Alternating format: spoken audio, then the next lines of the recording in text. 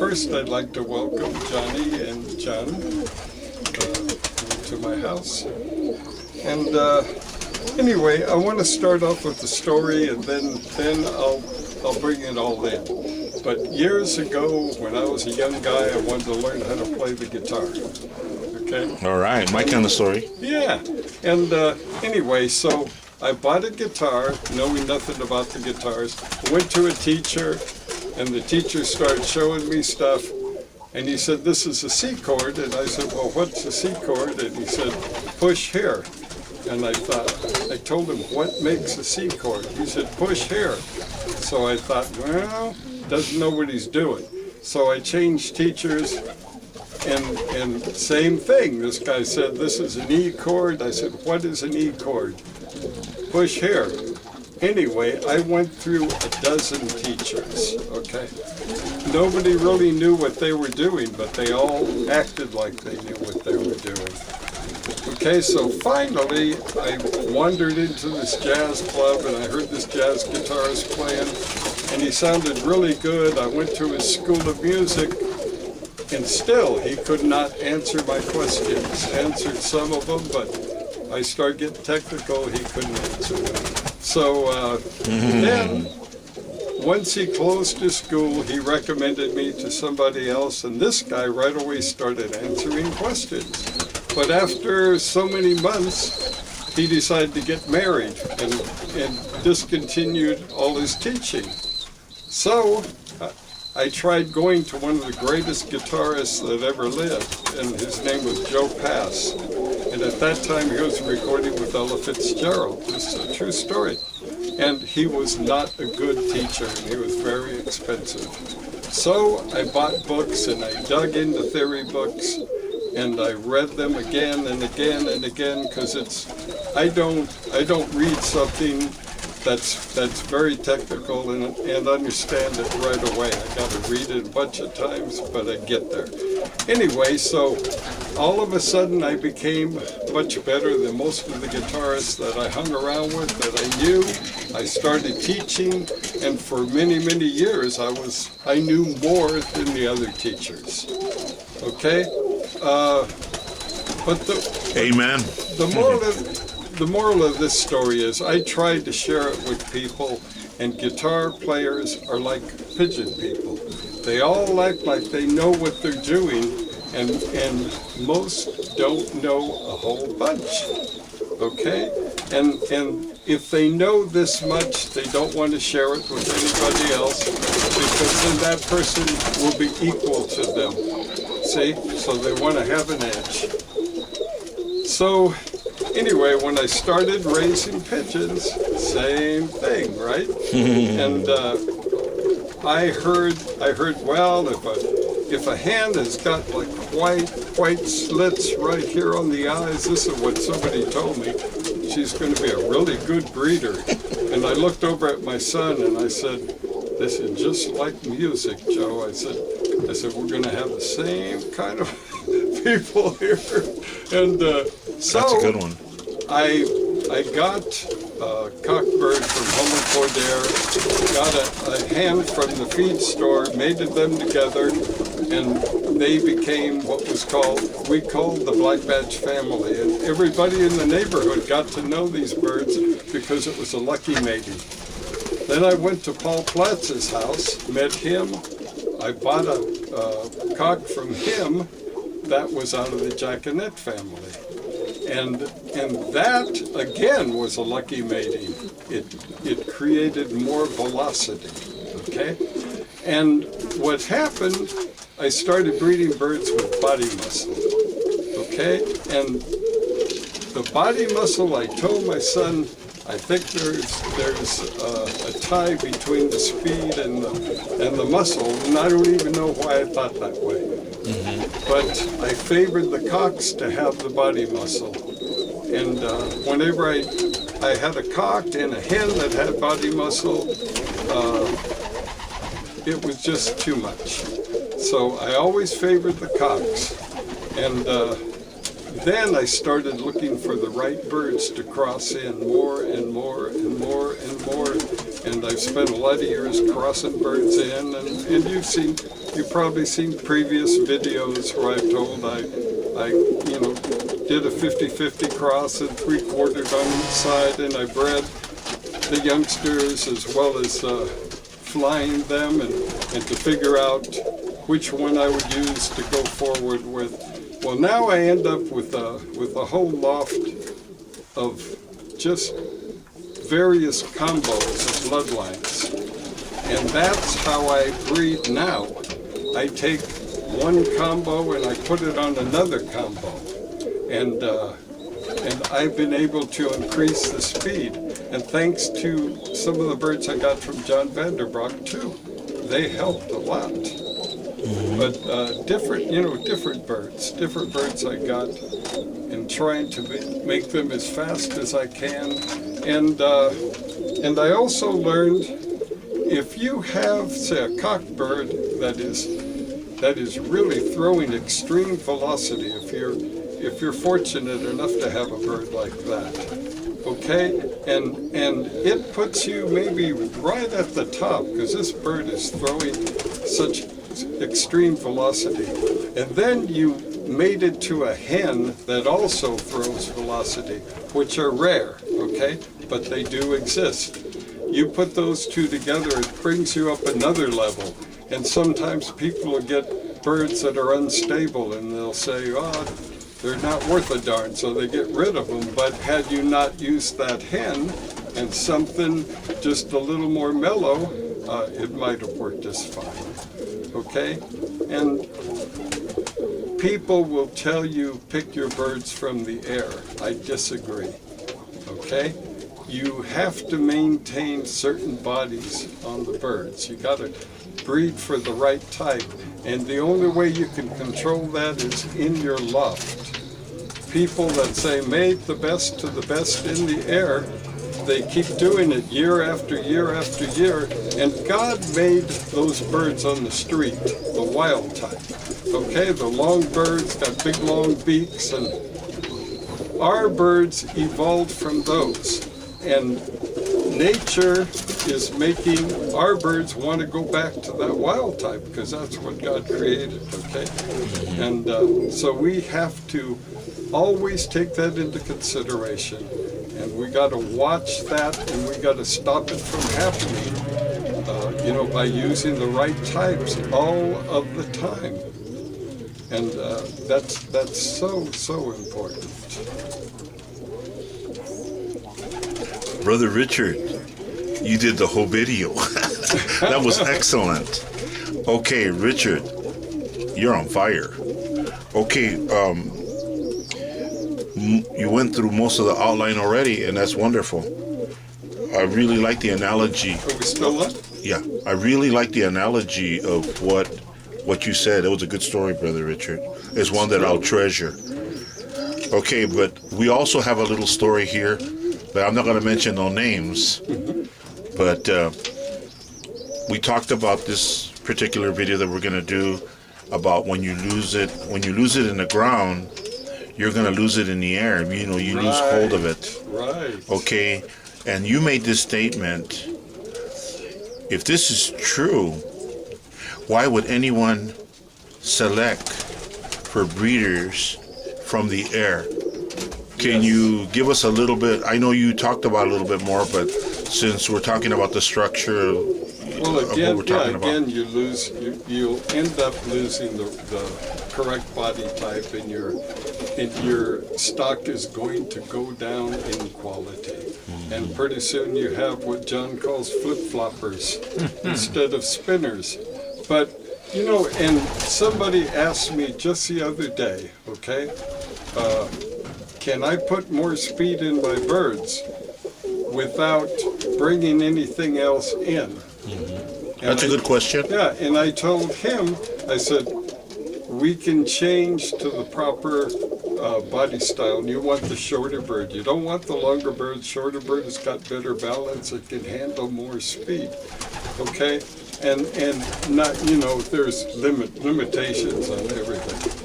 But you can take a bird that's the right type, and you can breed it into your birds and make them more the right body style, and the, like you had said, Johnny, I'm getting tongue tied here, but the spin will be smoother, okay? But reality is, if you don't, say like if you take a Volkswagen and you get rid of the body and you put in a Porsche's body, okay? Mm-hmm. And Porsche's body is made to accept more speed on the road than the Volkswagen. But will it go faster? No, because you did not change the engine. And the birds are the same thing. If you don't get the right ingredients in those birds, they cannot, you cannot increase the speed. You have to introduce speed into your birds first, and then correct the body style. Or you got to have it already when you get started. Yeah, but how many do? I didn't. I used to hear people say, well, the roll is fixed. I think some famous guy said that. But the body is never, you can make it better, but it's never fixed to the point where you don't have to monkey with it anymore when you reach a certain height. That's right. You got to keep, like John Vanderbroek's always handling the birds. It's not just looking at the bird in the show pen saying this is a good one, because he just really made a video that you got to handle them again. It's not just looking at, because I asked John, what do you mean by that? And he goes, well, you got to handle them. It's, because sometimes when you put them in the pen, they can be deceiving. Well, they may look good, but when you handle them, then they don't line up. They want to do this, and you got to keep them down. Oh, yeah. Okay. Excellent. Okay, I know this, Richard, about you personally, that if you went out and looked at some birds in the air, when you get invited to go see birds in the air, you already know what's going on. You know more or less if they're paying attention and paying attention to the ground. Okay, these are performing birds, but we know that it's the ground that you pay attention to a lot for the air. So when you see them in the air not doing well, you already know there's something going on in the stock loft, right? That's right. They're not paying attention to type. They're not paying attention to certain things that Richard Apodaca looks for. Am I correct? Yes. Okay. Yes. Can you elaborate a little bit on that, maybe, or you think we said that we covered that? Well, we more or less covered that. See, Richard, I'm going to ask you a question, and Go ahead. this is, you and I both kind of understand the right type. The novice out there doesn't really understand the right type. What would you tell the novice? How would he learn that the pigeon is the right type? I believe that if you keep breeding your birds for better and better spin, the birds will show you the way. I mean, they really do. If you want better spin, you've got to develop the right type body. And I know some people will take out a measurement tool and they'll say, well, the keel has got to be X amount of inches. They'll blow it out of proportion, like anything else. I don't do that. I just breed for the right type, and everything falls into place. Well, that's what I'm saying, that when you go to flies, it's not just the ground, but when you show, where they show birds, but you more or less, when you see the birds in the air, you already see if there's speed up there, and like you said earlier, it's not just speed, but a smoothness that comes with that speed, and you know that person is really paying attention, or the person that he bought them from. Yeah. People buy birds from John, and they're extreme rolling past with smoothness, something that it's not by accident. John pays attention to that. But John and I, we've been talking about these things, about how you have to pay attention to both. And I know that we've been talking about this, that the birds can have everything in the ground, but if they don't produce, we're going to go into the next episode here. How you said the real goal, the real jewel is what, Richard? We're going to get into that I part. forgot. About you said the real gold, the real jewels is the producers yes. that make the Yes, spinners, you know. That's right. You go to somebody's house and you hear people all the time saying, man, that's a nice blue check you're flying there. Darn, that's a good bird. I'd like to buy it. Now, why do you really want that bird? Okay? You want that bird because it spins, but that bird is not the true jewel. The producers of that bird are the jewels. And do they produce that consistently? Okay? That's what you want. You want producers that produce consistently. And nobody hits 100%, right? But don't chase after the kit birds. Go after the breeders that produce them. Didn't Bill Pinson even make that statement one time that when he used to see a better bird in the air, someone's house, a great spinner, he didn't want that bird, he wanted the parents. And it only makes sense. Of course, of course. Okay, you guys went through that outline really quick. Thank God for structure, okay? Thank God for structure. You know, Pensum gave us structure. I was explaining that to John yesterday, that the Pensum book gave us a lot of structure, gave us a lot of keys. And one of them is you have to pay attention in the ground. But like Vandenbroek says, you got to pay attention to both of them. You can't separate the two. You know, you gotta keep both of them together as one. You know, but we're going to talk about the master pairs. As we're talking about the master pairs, you know, they produce the breeders to make spinners. Okay, this is sort of winding down, and this is where you're at. And explain a little bit more about this so the novices and the beginners, or even old alike, will get something out of this, Richard. Okay, and I want to bring one more thing up. Okay, go ahead.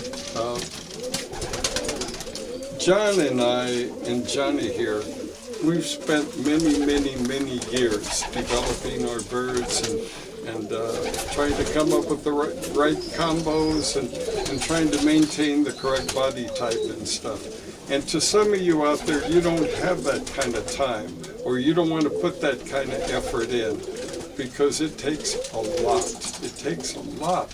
So if you choose to buy birds from somebody, make sure that they really and truly know what they're doing. And you got to get familiar with the proper body type. That's one thing that's very important. And then look at their birds. Look at what produce those birds in the air. Okay, and be careful. Okay. Now, the master pairs. Yeah. That make the producers that make the spinners. Woo! Yeah. Now, as a person like me, say I want to finalize my stock. Okay, I've been breeding my different combos for approximately 40 years, and that may not be true. In the last dozen years or so, I've excelled quite a bit. But what I did was I made different combos. I take a bird and I put in so many bloodlines in that bird, and then I have other breeders that have got different type combos, similar but different. Okay, so I end up with a lot of birds that have different combos. Well, as a last resort, okay, I want to make master pairs. I want to get a master cock with a lot of body muscle, okay, that represents each combo, and a hen that'll suit him too, okay? And from them, I will produce my breeders. And more specifically, I'll produce my breeder cocks. That's what I want. I want the cock birds with good body muscle and cock birds that are proven to be producers. Okay, now, I had told Johnny the other day, I said, what am I going to do with the hens that I produce from the master pairs? Okay, and the obvious answer is they'll carry the different combos. So if I want to introduce another combo to one combo to another one, I can use them for that. I won't need a whole bunch of them though. Okay, and then I take those breeder cocks, and I mate them to the smaller hens to produce my kit birds. And that's what I do. That's why you have to see the new video that Richard made. It's called 50 plus 100, something like that. 50. I wrote it down. 50 plus 1. It's 100 plus, right? Something like that. Yeah, that's a very good video. It really represents 50% or close to 100. I got it.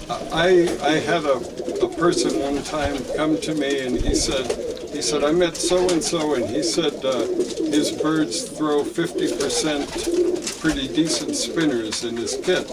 And he told me, Richard, that if I told you that you would recommend that I buy his birds. And I said, he doesn't know me as well as he thought he did, because if he produces 50% good, he's producing 50% bad. Don't buy the birds. Right on. Okay, since we covered this part, now we're going to get a chance to look at some of the master pairs that you got going and the direction you're going, Richard. And I know that if you guys want to get a hold of Richard, you can. Vandenbroek has always said, hey man, you want to get a Vandenbroek? You want to talk to Vandenbroek about some things? He'd be more than happy to talk to you. You could even write to him and he'll probably write you back. Or communicate through email, okay? So, but right now we're doing this video for Richard right now, and Richard's got a lot more things to say. Are you ready, Richard, for the next episode? Well, I am at a point in my life where I want to finalize my breeders, okay? I mean, I've been trying to go up, up, up, up. Now I want to draw the line, okay? So I just started talking about doing the master. Okay, that's where we're good. Master pairs. And, Well, we'll get a chance to see some. This is my first.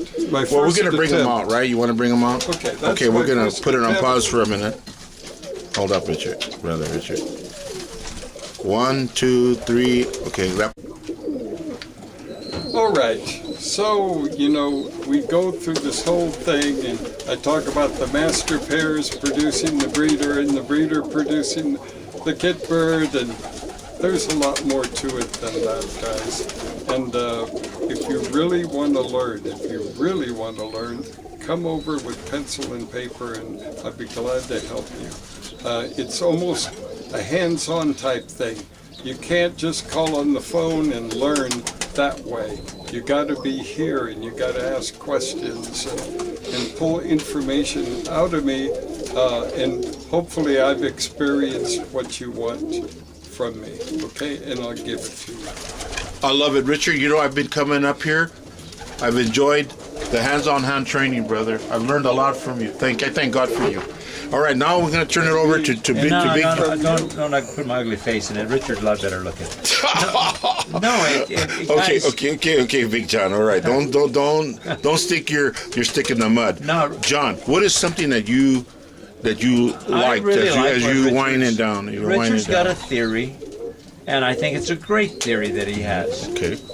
You know, there's a lot of different ways to go about things, but the way he's going about it, and he's proven because he flies some nice birds in the air, and you know, he's paid attention, and again, he understands type, and I think, you know, we go on, and you hear all this stuff, pick them out of the air, pick them out of the air. That's always a good thing too, but it doesn't work. You've got to understand type, and you've got to breed out of pigeons that produce you pigeons that work. Just because some pigeon is famous or something doesn't necessarily make him a good pigeon. It's a lot of work, and Richard has been doing this for a long time. I've been doing it for a long time. Johnny's got a lot of years. It's not that we started yesterday and we got all these theories. And one of the theories that we all have, we worked on this theory. These theories worked. It's worked for Richard, it's worked for me, it's worked for Johnny. And you just gotta learn to understand your pigeons. Turn it back over to Richard because this is his thing. Yeah, I'd like to say one more thing. It would have taken me a lot longer to achieve what I achieved, okay? And I'm not done yet, but because of people like John Vandenbroek, Johnny Reyes, and Johnny Reyes is not just a cameraman. He's got a lot of knowledge in his head too. Well, thank you, Richard. I've learned a lot from the two of them, and because of my association with them, it's propelled me to where I am today faster than I would have gotten there if I would have gotten there. Okay. You know, all right. we all need help, and we all, you know, when you gotta just continue to learn, because this is a process that you can learn every day. That's right. And once you think you know it all, well, you really don't know that much. Nobody does. Okay. Richard, great job. Okay, okay, guys, thank you very much.